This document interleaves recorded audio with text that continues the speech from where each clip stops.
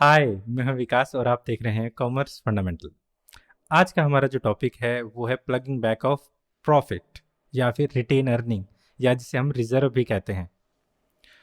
Company को बहुत सारा पैसा चाहिए होता है अपनी डे टू डे एक्टिविटी को चलाने के लिए, और बिजनेस में प्रॉफिट तो करना ही है। बिजनेस को एक्सपेंड भी करना चाहते हैं, और ये सारा प्रॉफिट हर बार हम शेयर इशू करके, डिबेंचर इशू करके, या फिर हम पब्लिक से नहीं ले सकते हैं। ज़्यादातर प्रॉफिट जो है फर्म यानी कंपनी अपने प्रॉफिट को ही बिजनेस में लगा देती है। इसे हम कहते हैं प्लगिंग बैक ऑफ प्रॉफिट। इस तरह से plugging back of profit means reserve, profit का एक हिस्सा जो डिस्ट्रीब्यूट नहीं किया गया, इसे ही हम रिजर्व कहते हैं। तो वो बिजनेस में ही लगा दिया जाता है, जिसका मेन ऑब्जेक्टिव होता है बिजनेस को एक्सपेंड करना, बिजनेस को ग्रो करना। तो इसे हम कहते हैं प्लगिंग बैक ऑफ प्रॉफिट। तो देखिए हमारे पास क्या है। ऑर्डिनरी सामान्य तौर पर कंपनी जो है डिस्ट्रीब्यूट नहीं करती सारा का सारा प्रॉफिट शेयर होल्डर को डिविडेंड के रूप में। देखा जाए तो जो प्रॉफिट है उसको हम दो पार्ट में डिवाइड कर सकते हैं, वो जो डिस्ट्रीब्यूट कर दिया गया है और वो जो अनडिस्ट्रीब्यूटेड है। जो अनडिस्ट्रीब्यूटेड प्रॉफिट है उसी को हम रिजर्व कहते हैं, या फिर उसी को हम plugging back of profit retain earning कहते हैं। तो ऐसे में हमारे पास the reserve is used by the company, company को डेवलप करने में, एक्सपेंड करने में, बिजनेस को एक्सपेंड करने में लगाया जाता है। यूज और distribution of profit in the manner is called plugging back of profit.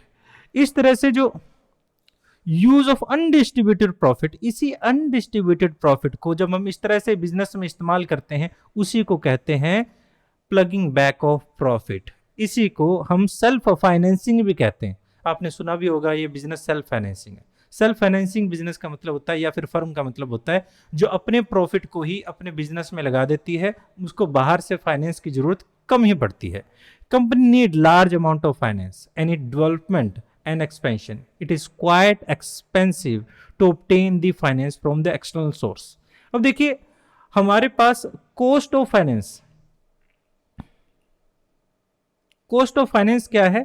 जब हम किसी फाइनेंशियल इंस्ट्रूमेंट से पैसा ऑब्टेन करते हैं तो हमारे पास यहां पर दो प्रकार के खर्चे होते हैं।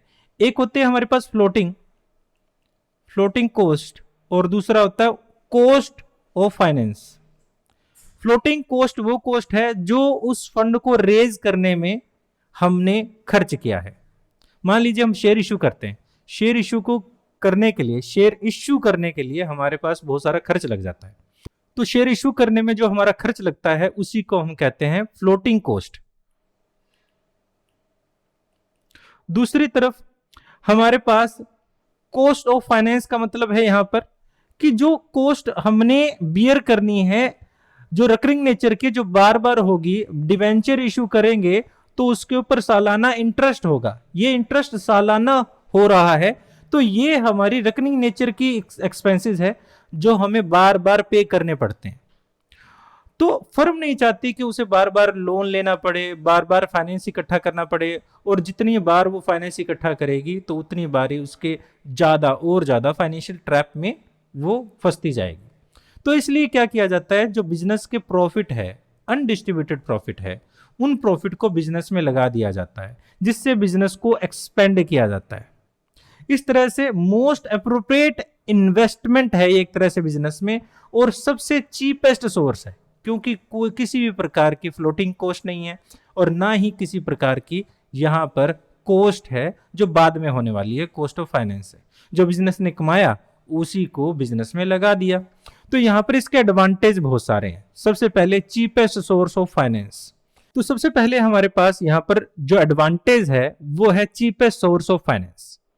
यहां पर ना ही किसी प्रकार की फ्लोटिंग कॉस्ट होती है और ना ही बाद में होने वाला कॉस्ट ऑफ फाइनेंस हमें पे करना पड़ता है, इसलिए एक चीपेस्ट सोर्स ऑफ फाइनेंस है। बट आप ये सोच रहे होंगे क्या हमारे शेयर होल्डर बोलेंगे नहीं, किचकिच नहीं करेंगे? नहीं, ऐसा नहीं है। कंपनी की डिविडेंड पॉलिसी के अकॉर्डिंग कंपनी कुछ शेयर पर डिविडेंड पे कर देती है और बहुत सारा प्रॉफिट का हिस्सा रिजर्व के तौर पर रिटेन कर लेती है, और किसी प्रकार से शेयर होल्डर प्रेशराइज नहीं कर सकते कि हमें डिविडेंड पे करो। ये कंपनी का डिसीजन रहता है कि उनको डिविडेंड दिया जाए या ना दिया जाए। इस तरह से कंपनी चाहे तो सारा का सारा प्रॉफिट रिटेन कर सकती है और उसे बिजनेस को एक्सपेंड करने में, ग्रो करने में खर्च कर सकती है। तो इस तरह से हम कह सकते हैं जो भी बिजनेस में इकट्ठा होता है जनरल रिजर्व के तौर पर, जो प्रॉफिट का वो पार्ट जो डिस्ट्रीब्यूट नहीं किया जाता उसको जनरल रिजर्व के तौर पर बिजनेस में ही रख लिया जाता है, शेयर होल्डर को नहीं दिया जाता। और किसी प्रकार से हमारे शेयर होल्डर प्रेशराइज भी नहीं कर सकते कि उनको डिविडेंड दिया जाए। इस तरह से ना ही कोई यहाँ पर फ्लोटिंग कॉस्ट है और ना ही किसी अदर प्रकार की कॉस्ट है, तो इस वजह से यहाँ पर चीपेस्ट सोर्स है फाइनेंस का। दूसरा हमारे पास है सेफ्टी फॉर ट्रेड साइकिल। यहां पर हमें ट्रेड साइकिल से बचाव मिलता है। देयर में any ups and downs of the business में रिसेशन डिप्रेशन चलता रहता है, बूम डिक्लाइन चलता रहता है। Any amount laying the general reserve protect the company. अब देखिए घर में पड़ा हो तो सोना, तो फिर काहे कोरोना, सुना होगा आपने ये बात कि सोना या फिर पैसा ऐसी चीज है अगर हमारे पास रहे तो हम सिक्योर महसूस करते हैं। भविष्य में हो सकता है कि कोई अनसर्टेनिटी सामने आ जाए, उस अनसर्टेनिटी से बचने का सबसे अच्छा तरीका यह है कि आप कुछ पैसा हमेशा अपने पास रखें। तो ये जो रिजर्व है ये एक तरह से सिक्योरिटी देता है, बिजनेस को सेफ्टी रहती है कि अगर कल को किसी प्रकार का खर्चा अचानक से करना पड़े तो बिजनेस के पास हमेशा ही कुछ ना कुछ पैसे रहेंगे। तो हमारे पास कह सकते हैं रेनी डेज में ये पैसा काम आता है। आगे हमारे पास स्टेबल डिविडेंड पॉलिसी। अब देखिए एक और प्रकार का रिजर्व बनाया जाता है जिसे हम कहते हैं डिविडेंड स्टेबलाइजेशन रिजर्व या फिर डिविडेंड इक्वलाइजेशन रिजर्व। डिविडेंड थोड़ा सा डार्क में लिख देता हूं यहां पर, डिविडेंड इक्वलाइजेशन रिजर्व। इसको थोड़ा सा समझते हैं। देखिए क्या होता है, मान लीजिए कंपनी ने 10 लाख रुपया कमाया। कंपनी क्या करेगी, सारा का सारा बांटने के बजाय मान लीजिए यहां पर मैं लिख देता हूं 3 लाख रुपए अपने पास रख लेती है और बाकी 7 लाख रुपए डिस्ट्रीब्यूट कर देती है। इस तरह नेक्स्ट ईयर भी ऐसा ही होगा। तो हमारे पास हर साल जो शेयर होल्डर को कितना मिल रहा है, 7 लाख मिल रहा है। मान लीजिए यहां पर 3 साल तक वो ऐसा ही करते हैं। अगर 3 साल ऐसा करते हैं तो फर्म के पास यहां पर 9 लाख रुपए यहां पर अभी तक पड़े हुए हैं।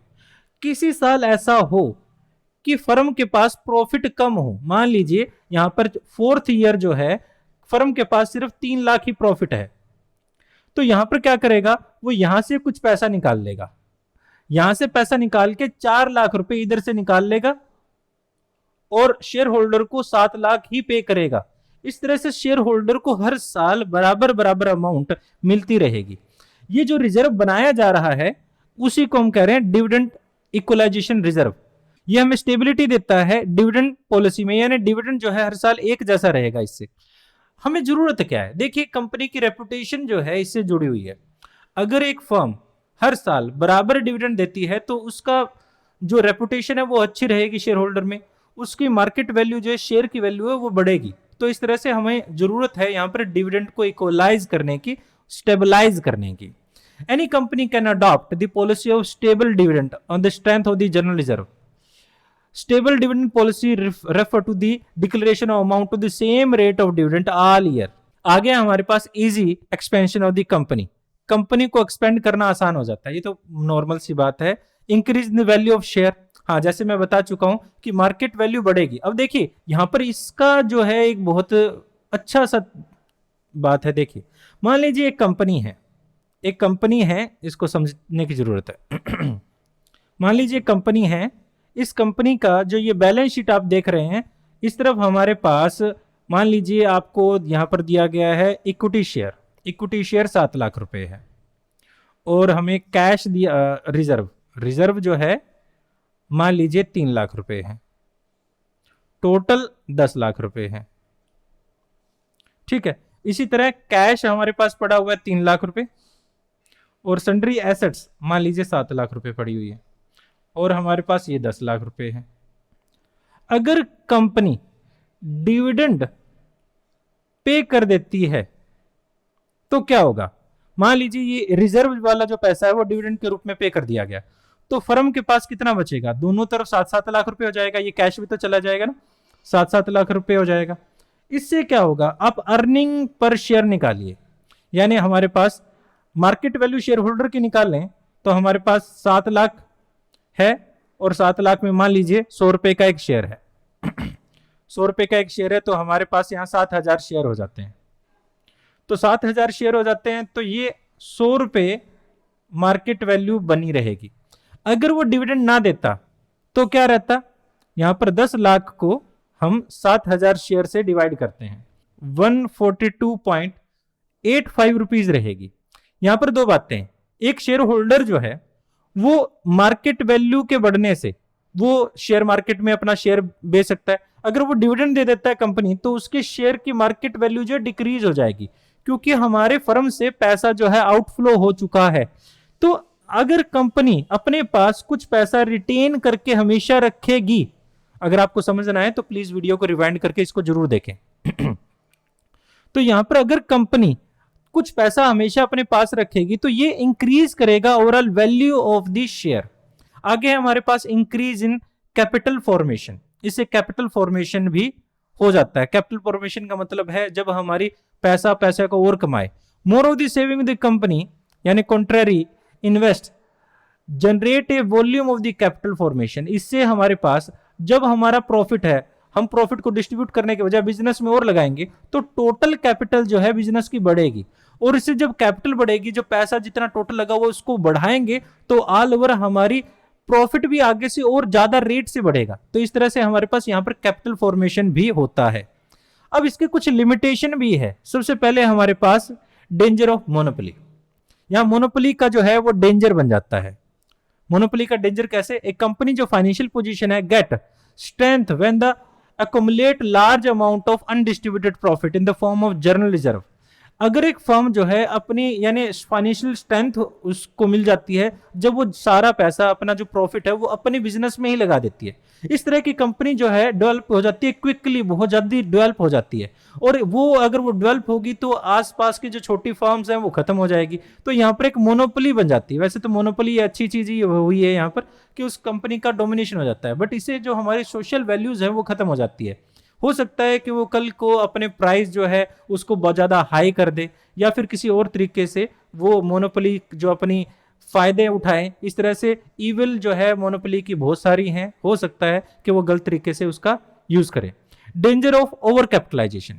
ये ओवर कैपिटलाइजेशन क्या होता है कि ओवर कैपिटलाइजेशन का मतलब ये होता है कि जितने पैसे की एक बिजनेस में जरूरत है उससे जब ज्यादा लगाया जाए तो उसको हम कहेंगे ओवर कैपिटलाइजेशन। मान लीजिए आप एक शॉप चलाते हैं, ये शॉप है आपकी राम सिंह जो कुछ भी है, ठीक है।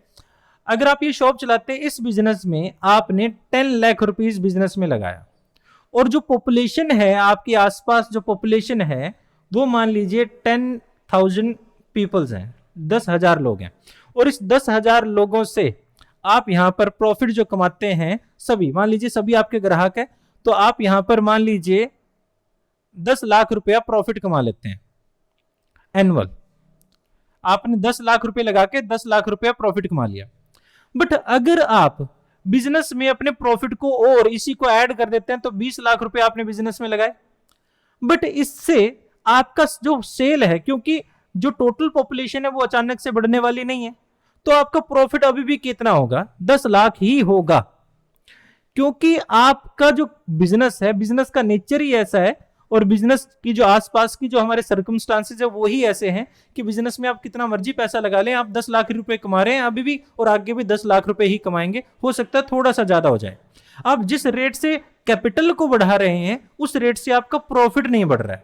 तो इस तरह से हमारे पास जब कैपिटल जो है वो बहुत ज्यादा हो प्रॉफिट के कंपैरिजन में, तो हम इसे कहेंगे ओवर कैपिटलाइजेशन।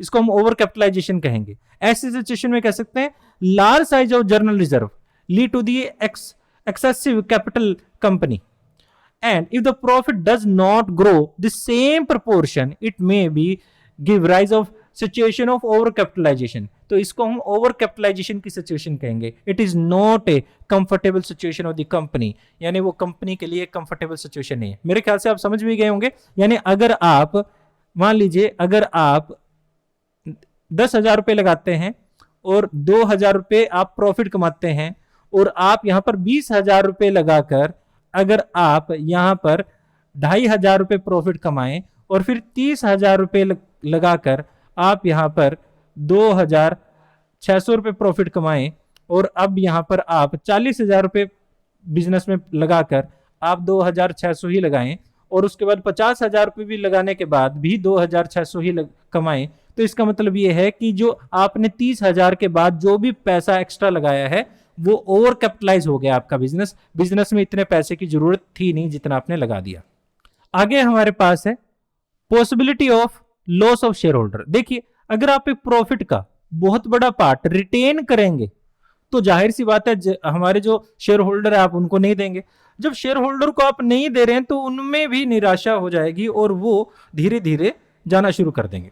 देखिए, हर शेयर होल्डर ऐसा नहीं होता जिसको डिविडेंड चाहिए होता है, बट डिविडेंड जो है वो एक अच्छा सोर्स ऑफ इनकम है बहुत सारे लोगों के लिए। बहुत सारे लोग ऐसा करते हैं, अपनी एक तरह से लाइफ टाइम के लिए अपना पेंशन स्कीम बना लेते हैं, बहुत सारे पैसे वो शेयर मार्केट में लगाते हैं और डिविडेंड लेना चाहते हैं। देखिए, हमारे जो कैपिटल मार्केट से वो शेयर को बेचकर, शेयर को सेल करके भी प्रॉफिट मैक्सिमाइज कमा सकते हैं, इससे मार्केट वैल्यू इंक्रीज होगी शेयर की। बट यहां पर काफी शेयर होल्डर ऐसे होते हैं कि वो शेयर को बेच देंगे तो उन्होंने एक तरह से सोर्स ऑफ इनकम ही खत्म कर दिया, तो वो बेचना नहीं चाहते, वो डिविडेंड चाहते हैं।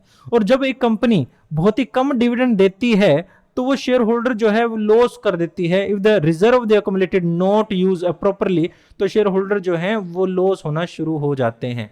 मैं उम्मीद करता हूं कि आपको आज का टॉपिक समझ आया होगा और फिर मिलते हैं किसी और वीडियो में। जब तक बने रहिए इस चैनल से और वीडियो को लाइक करें, चैनल को सब्सक्राइब करें, बेल आइकन को प्रेस करें। फिर मिलते हैं किसी और वीडियो में। Thanks for watching and have piece.